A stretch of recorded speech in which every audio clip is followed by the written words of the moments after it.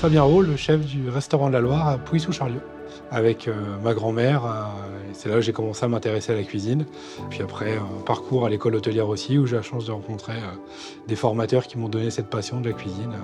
Et après, voilà, des belles maisons dans lesquelles j'ai travaillé, où on a su continuer à raviver cette passion. Alors c'est une cuisine proche de la nature, puisque nous avons notre propre potager, on va en parler après, mais aussi beaucoup de produits qu'on va chercher en cueillette, les champignons, les herbes sauvages, pas mal de produits de chasse aussi l'hiver, donc vraiment une cuisine proche de la nature. J'ai eu un parcours somme toute classique, école hôtelière dans le Nord-Pas-de-Calais d'où je suis originaire. Puis après j'ai voyagé en France, j'ai travaillé dans des restaurants étoilés, notamment au Meurice avec Yannick Alino à l'époque, la Grenouillère avec Alexandre Gauthier.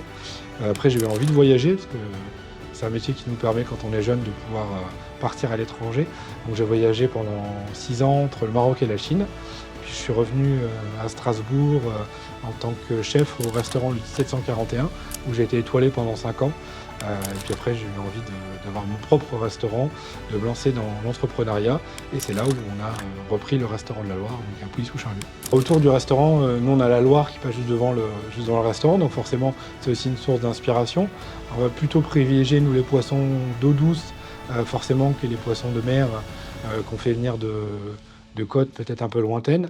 On privilégie aussi tout un réseau de producteurs qui sont autour de nous, tout un écosystème autour de Pouilly-sous-Charlieu. On va aller chercher des fromages dans des petites fermes, les escargots pas très loin. On travaille avec quelqu'un qui nous fait les œufs, pareil, juste à côté. Donc on privilégie vraiment ce réseau autour du restaurant. Et moi je dis qu'on a bâti une espèce d'écosystème autour de nous, autour de Pouilly-sous-Charlieu, pour trouver nos producteurs. Alors on a fait le choix d'avoir notre propre potager, parce que d'abord on avait l'espace disponible pour le faire. C'était vraiment un élément essentiel de notre recherche quand on s'est installé. On voulait un restaurant où on puisse faire notre propre jardin. Et après, le fait d'avoir notre propre jardin, on va avoir des variétés de légumes qu'on ne trouve pas forcément dans le commerce. On va travailler vraiment les légumes, on a une fraîcheur qui est incomparable. Donc dans le souci d'aller vraiment dans une qualité et dans une exigence au quotidien, on a décidé de cultiver nos propres légumes. Dans le potager, on est aidé au quotidien par Bruno, qui est salarié du restaurant et qui était un ancien maraîcher bio, qui a pris sa retraite et qui souhaitait intégrer un projet un peu différent. Donc on l'a rencontré, c'était vraiment une rencontre de passionnés. Et du coup, il fait partie aujourd'hui de l'équipe du restaurant et c'est lui qui s'occupe de notre potager à temps plein. Alors Bruno Schweitzer, j'ai 65 ans, je suis maraîcher de formation. Originellement, la sensibilité avant même la formation, elle existait de par ma grand-mère maternelle, qui était une jardinière hors pair, et qui pendant la guerre de 39-45 a largement contribué à la subsistance de sa famille, puisque mon grand-père était prisonnier, grâce au maraîchage, grâce à la culture. Elle avait un potager qui faisait 2500 mètres carrés, elle y faisait tout. J'étais toujours fasciné par le jardin de ma grand-mère. Il y a une sensibilité familiale autour du jardin et autour de la cuisine, puisque mon arrière-grand-mère maternelle était cuisinière de métier. Donc je reste sensible à la cuisine, au jardin et aux activités de nature en général, les champignons, les plantes sauvages. On fait à peu près 120 variétés de légumes sur l'année. On produit à peu près 80% tous les légumes du restaurant. Ça va de l'oignon, de la carotte, de la tomate forcément. On a cultivé l'année dernière une 50aine de variétés. Mais aussi des choses un peu moins courantes dans un jardin, comme de l'endive, de l'asperge, du fenouil, et vraiment des choses très précises, comme cette année, on a cultivé un mini concombre qui vient du Mexique, qui s'appelle le Melotria. Donc c'est tous ces légumes un peu de niche qu'on essaie de faire découvrir à nos clients. Alors la rencontre, vraiment, une rencontre en plus qui ne devait pas se faire.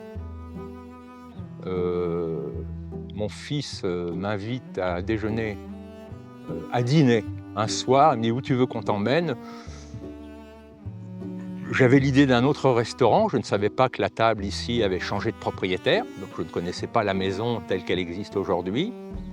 Et j'avais plutôt l'idée d'aller dans un autre établissement Et puis mon fils, qui est dans la restauration, qui est cuisinier, a insisté beaucoup. Il aimait bien le concept de ne pas savoir ce qu'on allait manger à l'avance. Et il m'a invité ici, et à mesure du repas qui nous a énormément séduit, Madame Rowe est venue discuter et a exprimé son besoin d'avoir un jardinier pour exploiter la parcelle qui était derrière, mais dont je n'avais pas connaissance et que je n'avais jamais vue, puisque on est complètement coupé de cette partie-là lorsque nous sommes sous les tilleuls à table. J'avais tellement été séduit, sincèrement, par la cuisine et le repas que nous avions fait, que j'ai dit, le jardin, je vais vous le faire. Alors, elle m'a regardé avec des grands yeux. Le soir, on a discuté un peu avec le chef et son équipe de l'époque. J'ai soumis un plan dès le mois d'octobre. Nous nous sommes revus à 3 reprises et j'ai commencé le 23 février. Carte libre, tous les légumes. Le dessin a été avalisé, le plan tel qu'il est a été avalisé par le chef. Ce qui m'a plu, c'est la volonté de faire du légume en quantité.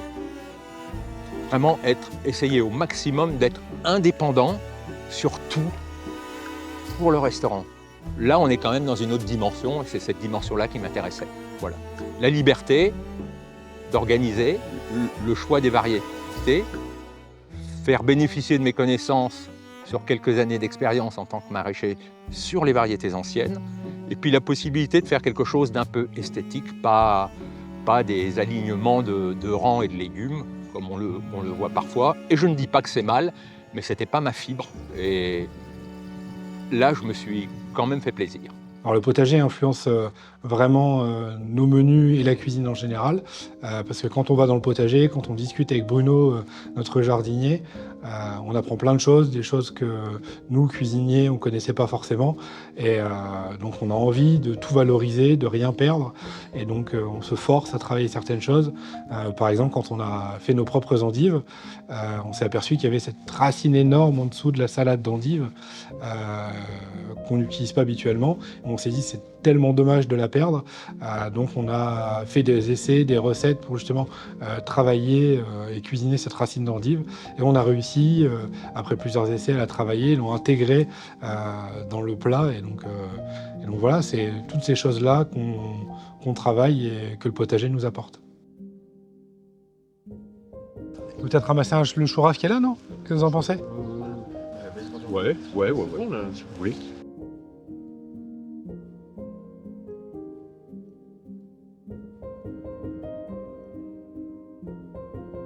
Et toujours, chef peut en attester, extrêmement résistant au froid, à la chaleur, et toujours fondant, super schmelz, super fondant.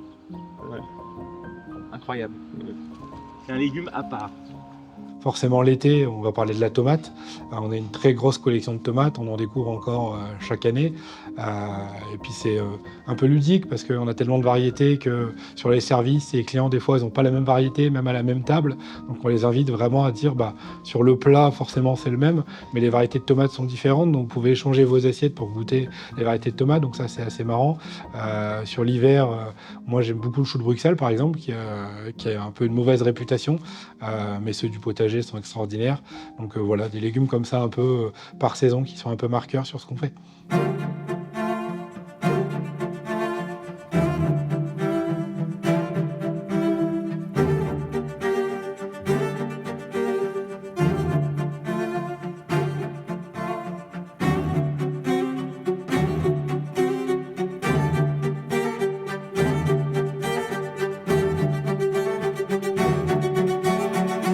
Ah oui, d'accord.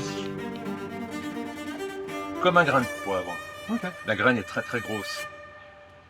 Et par contre, c'est très colorant. C'est un... Ah ouais.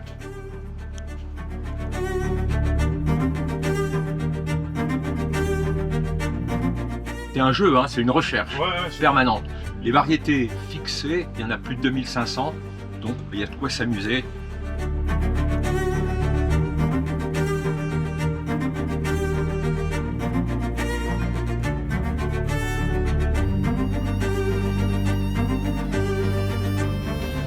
Par contre, celui-là, il est parfait.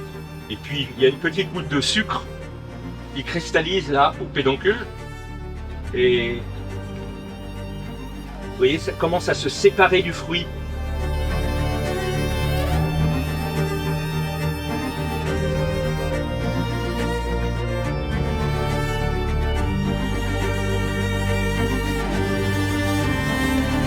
L'idée de départ du potager, enfin de ce qu'on a voulu faire ici, moi c'est le potager que j'ai toujours connu chez ma grand-mère. Ça fait un peu cliché de dire ça, mais c'est la réalité. Bruno nous fait découvrir pas mal de choses, donc forcément ça fait évoluer aussi les idées, la cuisine.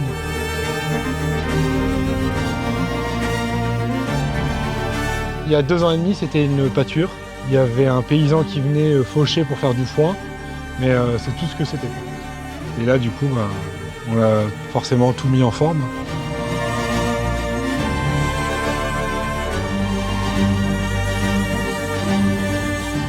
Voilà, on a gardé, simplement.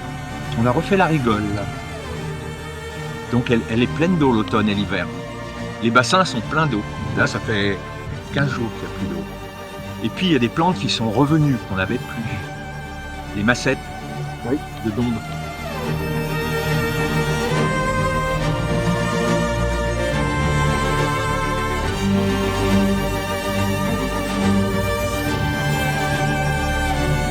C'est une courgette un peu particulière qui est la variété originelle du couscous. Une variété du Maghreb, la courgette slaoui. Qui fait une forme un peu bizarre comme ça et qui est pleine, il n'y a pas de pépins.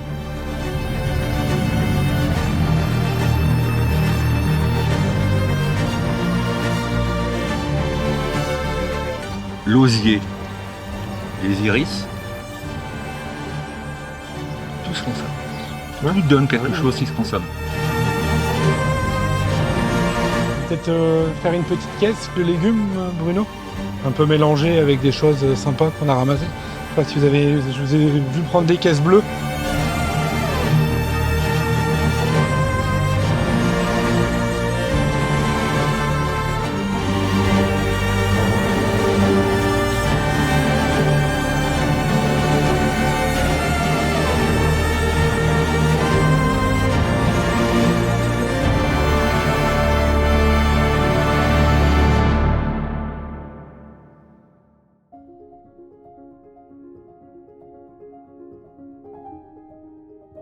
Nous, on cherche toujours la qualité, l'extrême exigence dans l'assiette.